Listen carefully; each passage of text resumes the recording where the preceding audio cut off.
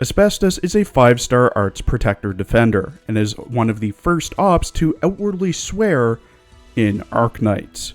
She's available through both headhunting or recruitment under the Senior Op, Melee, Defense, DPS, and Defender tags. Asbestos has 0 years of combat experience, but plenty of exploration experience, as that's what she does for a living. She stands at 156 centimeters tall, was born on the 30th of July in Rimbilliton, and is of the Savra race, specifically a fire salamander. In her archive files, it's noted that Asbestos, as previously mentioned, is an explorer with a poor attitude, never being friendly with anyone, and always doing things her way.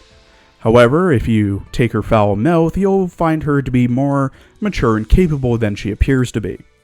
She's mostly outdoors and rarely found at Rhodes Island, but when she does make a public appearance, it's usually drinking with the doctor. Despite her denials of it, Asbestos is quite the explorer. Compared to Magdalene, who is bankrolled by Rhinelab, Asbestos does her exploration on her own volition and with no financial support, just following her own idea and recording her observations to publish in magazines.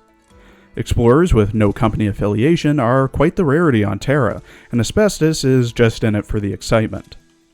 Unlike some Rhodes Ops who have trouble with interpersonal relationships or are just introverted, Asbestos knows how to see a task through and how to get along with others. The problem is, she just doesn't want to do it. Asbestos doesn't care if others hate her. If anything, she revels in it, especially when they confront her. Asbestos doesn't need friends or others to motivate her, as she draws from other things to motivate her. She'll most likely stay an antagonist until the end of her life. Other Rhodes Op just need to trust Rhodes Island to handle Asbestos. Based on her own recollection, Asbestos became infected when she ventured too far into an area that was rich with originum. She knowingly put herself at risk and has accepted the consequences of her actions, so she really can't be blamed for her actions. Because of her autonomy, and how it doesn't infringe on others, the victims of this are the doctor and those who try to befriend her. Rhodes will continue to not interfere with the private lives of its operators, but Rhodes will never let Asbestos die as she wishes. As just mentioned, Asbestos is confirmed to be infected. She has a cell originum assimilation of 7% and a blood originum crystal density of 0.22 parts per liter. There are 2 notes in her clinical analysis file. The first being that her infection has caused one of her eyes to change color, giving her heterochromia. The second states that Asbestos became infected when she was young and has done nothing to stem it. However, due to frequent explorations and great physical condition, the symptoms of her infection have been relieved a bit. In her character art, drawn by Team Expander, Asbestos wears a tight-fitting black body stocking that stops at her wrists and ankles, as well as having a built-in infection monitor in the neck, a white and yellow hooded coat poncho with multiple pieces of text on it, with the most visible piece of text saying hazard risk. As if you or a loved one was diagnosed with mesothelioma, you may be entitled to financial compensation. Mesothelioma is a rare cancer linked to asbestos exposure. Exposure to asbestos in the Navy, shipyard, mills, heating, construction, or the automotive industries may put you at risk. Brown and green hiking shoes, an eye patch over her left eye, which is purple with a yellow iris, while her right eye is green.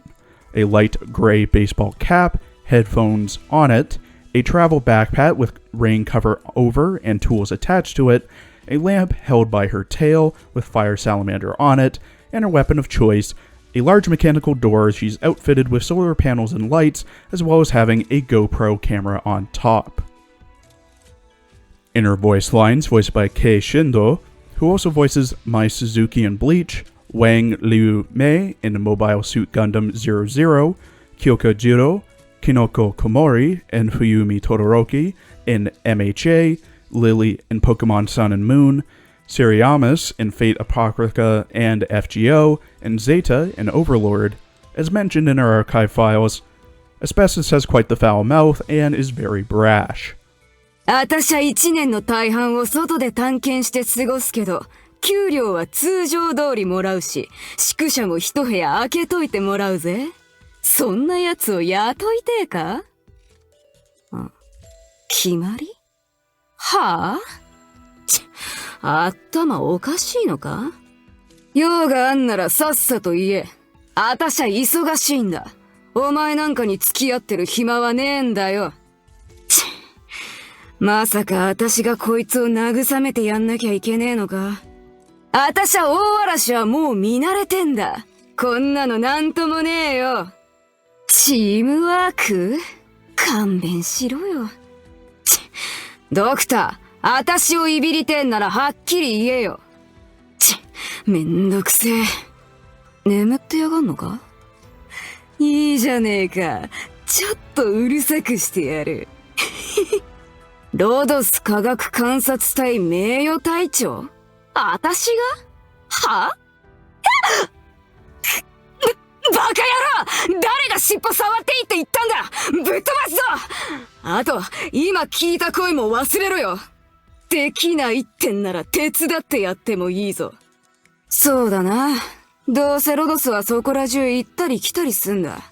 お前たちにくっついて探検すりゃ、自分で歩くより早えかもな。ああ、悪くねえ。少しはお前たちを見直したぜ。マゼランか？あの慣れ慣れしいガキンチョとは、黒竜樹海で知り合ったんだ。あたしの人生で一番騒がしい探検だったな。だが、あいつはあれでなかなかやんだよ。そこは認めとく。友達？そんなもんいらねえよ。あたしの生涯の目標は、ろくでもねえ奴になることなんだ。誰にも好かれないのが一番いい。あたしだって他人を好いてる暇なんてねえからな。それより、今夜一杯どうだ？うだうだしてねえではっきり答えろ。あたしの病気か？かなり来てんのは知ってるよ。でも、周りに迷惑さえかけなきゃどうしようがあたしの勝手だろ。あたしの考えは簡単だ。道半ばで死ぬのも悪くねえ。もしお前がそのつもりなら、そん時にあたしを助けられるかやってみりゃいい。頑張れよ、ドクター。ま、お前に期待はしてねえけどな。クソくらい！どいつもこいつも！ At E2 level 80, with max trust, potential, and talent, Asbestos has 3,345 HP, 673 attack, 595 defense, 25 resistance, a 60-second redeploy time, 23 DP cost, 3 block, and has an attack speed of 1.6 seconds. Her range is the standard range of a defender, that being the tile she's deployed on, so technically, no range. At max trust, she gets plus 40 attack and defense. At max pot, she gets minus 2 DP cost, minus 10 seconds to redeploy, and plus 210 HP.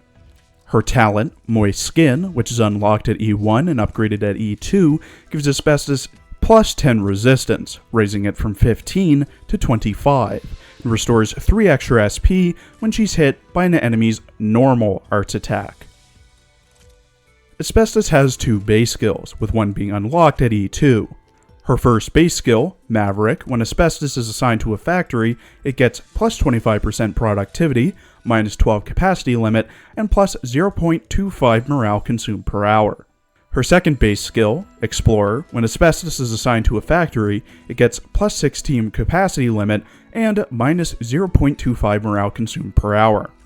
If she has both of these base skills, it balances out to plus 25% productivity and plus 4 capacity limit.